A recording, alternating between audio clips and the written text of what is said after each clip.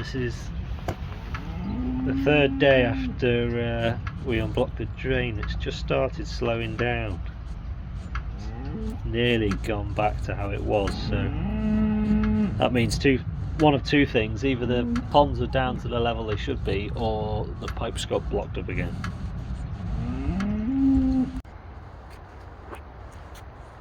So here we are, today's the day. Going to move the shed before it rains. Forecast rain any minute, so it's been quite windy today. I feel like, and it was really nice this morning, so it does feel like the weather's changing. It's got a lot warmer as well. Typical, isn't it? I've just shut all my hen sheds off, closed all the flaps, thinking it'll be my luck if it comes warm again, and then this morning I had to open some of them up again because it was warm. Anyway, here we are. So I've just been messing about with this for about half an hour. Just dropped these steps off. There's just two bolts that hold those steps on. You got to drop them off to move the shed. Well, I suppose you don't have to drop them off. If they were fixed on properly, you could take the bottom step off, and they might travel. But I think they would catch on the muck. And because you have to lift the shed up and down a bit to get your legs off the ground, I think you probably end up bending them. So, and then inside the lean-to on the side, there's a load of corrugated sheets which have taken off the side of the shed. They're basically just to stop the hens going underneath the shed, because we can let them into that lean-to, because that's in theory their scratch area. So I've taken all them off. I think I've disconnected the bin, I've disconnected the water. I'm hoping the pipe will just pop out of the bin when I drop this front bit down. So I just need to pull that water pipe out actually.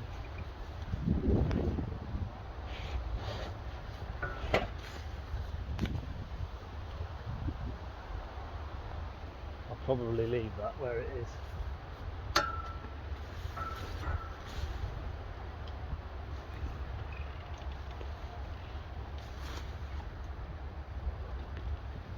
Down in the muck, so I'll drag it out once the shed's out of the way. Yeah, so I'll go and get me tractor and my little hitch thing if I can find it.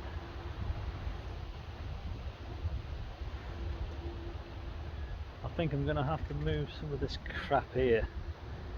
When you pull it out in this direction, it gets very close to this post.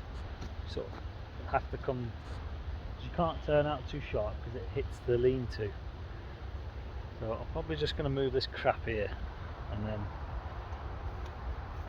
just a load of crates and stuff, and that'll give me a better. Well, it's starting to rain about an hour earlier than they forecast, which is, and they just nicked the balls off that rake. I've lost a set of balls somewhere. If anyone's ever seen a set of my balls, do with them back. Can't find them anywhere. In an ideal world, you'd have like a set on every implement, wouldn't you? But I've only got 3 sets. Well, I've only got 2 sets now. So a bit annoying. You have to keep swapping and changing. I'm going to drop this tether off outside the workshop and fold it out and put it outside the workshop, and then use this tractor to pull the shed. I'll show you me hitch in a minute. Well, this is it. Yeah, this is what I use for moving that shed. Just a bar off, I think, an old plough. Welded a bit of pipe to the middle of it and just bolted a bit of, well, made a bit of a frame just to hold it up straight. And yeah, that's all there is to it. Works quite well. I originally made it thinking I could put it on the before we had this tractor. I thought it could live on the little International, and I could use it as a bit of a pickup hitch for moving stuff around the yard, but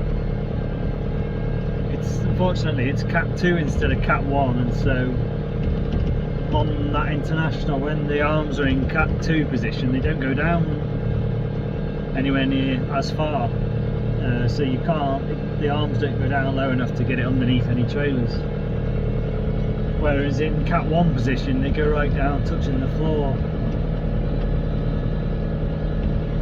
So anyway, yeah, going down to the shed now, we'll see if we can get it moved before it starts chucking it down.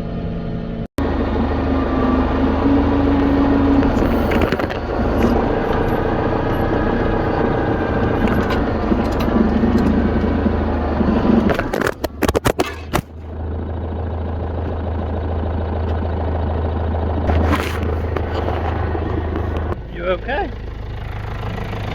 That was a fail, wasn't it?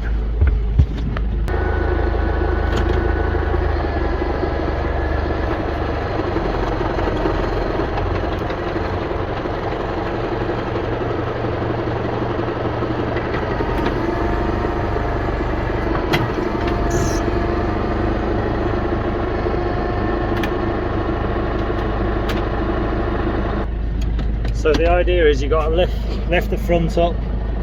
There's 4 legs, there's a leg on each corner of the shed.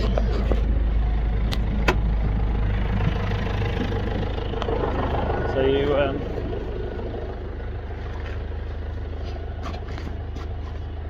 yeah, there's a leg. So you lift the front up, take the weight off the front one so you can lift them up, and then we lower the arms right down, which lifts the back of the shed up off the ground. Same thing with those legs, lift the legs up, and then away we go. There's literally nothing else to it. 4 legs, 2 wheels. So I can't do it with one hand, so I'll do that now.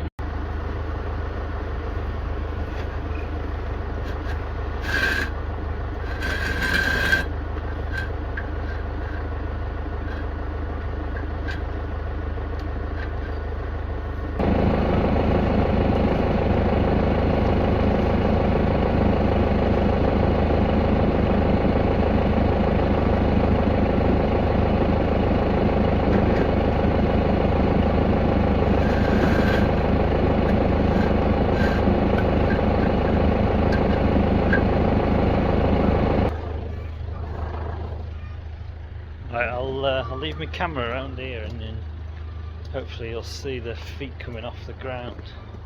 Oh, I just need to unplug this as well. Plug for the for all the lights.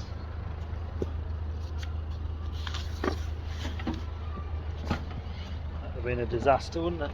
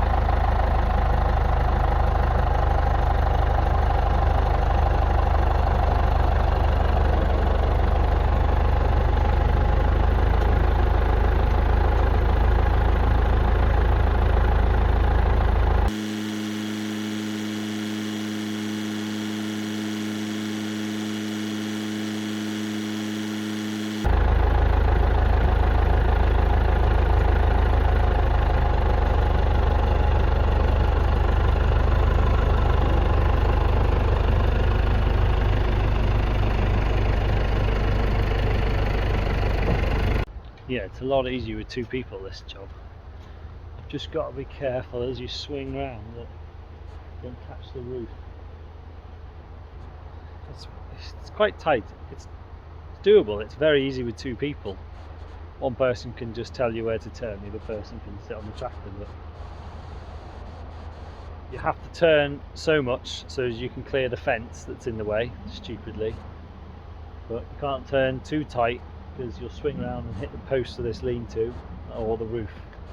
So it's just a bit of a happy medium.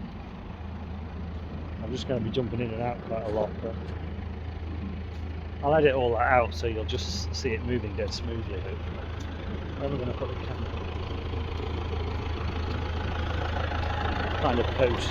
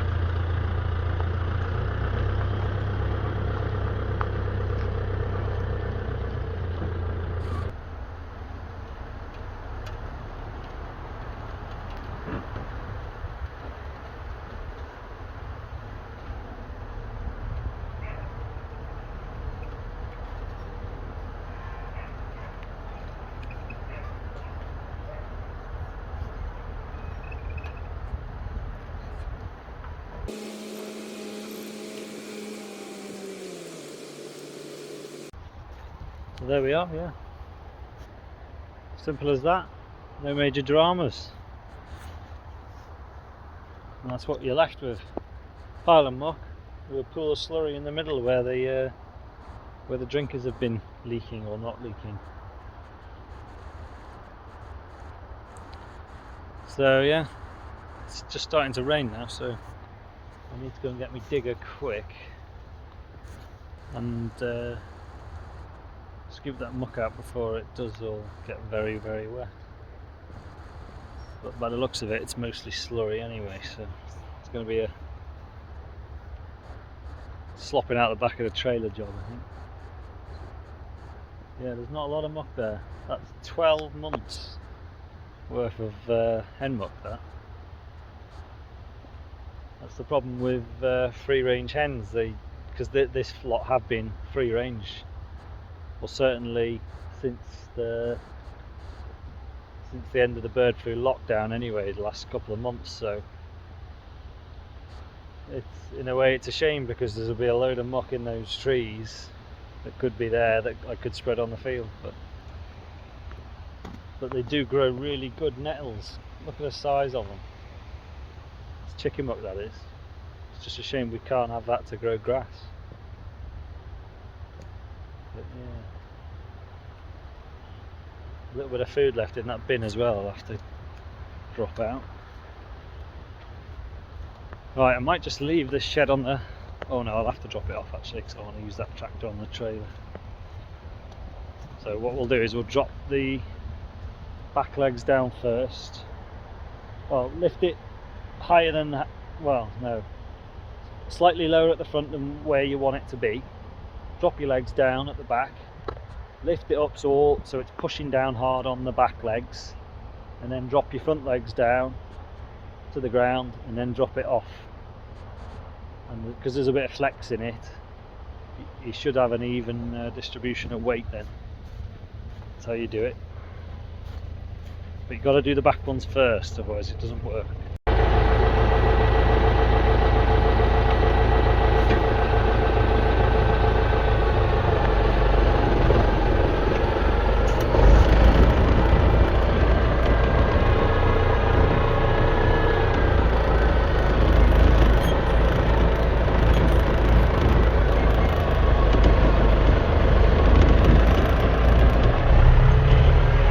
I'll fetch me a little trailer and digger, get that muck moved.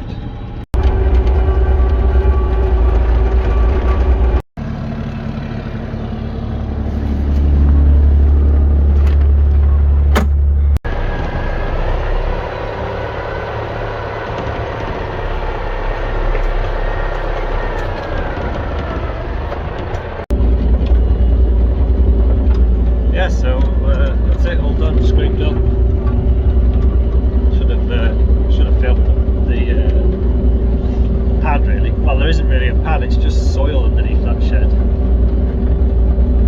It's been scraped a few times. I ended up with a bit of a hole because, well, we've had that shed since I think 2014 was the first flock we had, so this next flock going, it could be our 10th or 9th flock, probably the 9th flock.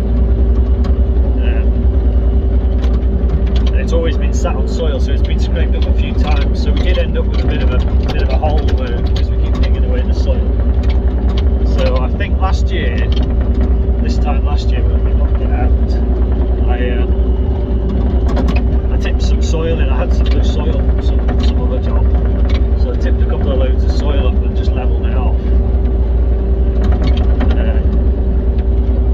Just because I didn't want to be sat in a hole really, because there is a drain right underneath the shed, but I didn't really want water to be sat. I'd want to be sat in a hole, so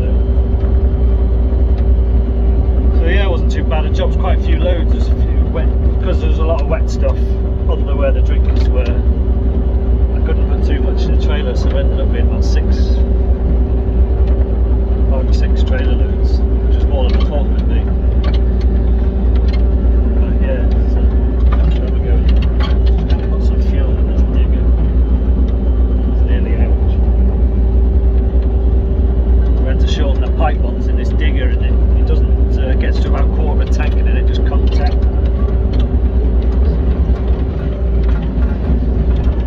Put some fuel in it while I'm outside the work.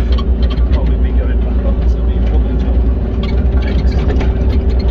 Yeah, so the next job will be getting it all, that shed washed out. I want to give it a wash and try and give it a bit of a rest really. We've got a couple of weeks before the next flock arrives, so hopefully give it a bit of a rest and maybe try and get all these, because it was infested with red behind that shed. So I know it's going cold now, so they'll all disappear. Annoyingly, they'll all go and hide, and then when it comes warm again, they all come back out. But there you are. That's the life of a poultry farmer, isn't it? Moaning about red mite. So yeah, good job done. It never really did come wet. It's going dark now, but it's grey. It was spitting. It's been spitting the whole time I've been mucking out, but it's never actually come to any rain. So quite lucky really.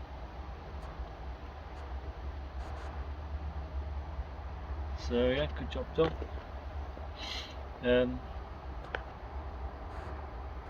Yeah, I didn't really film much of the mucking out because I didn't want to bore you with another video of me scraping chicken muck up with a digger, but unless that's what you're into, you'll have to let me know in the comments. Anyway, yeah, that'll be the end of this video, so bye for now. Yeah, I forgot to say that yesterday I did go and ended up going and they were picking spuds, so there's a little short video I'll put at the end of this video of the spuds coming off the back of the harvester who stood picking out the rotten ones, so I'll play that for you now. Anyway, bye for now.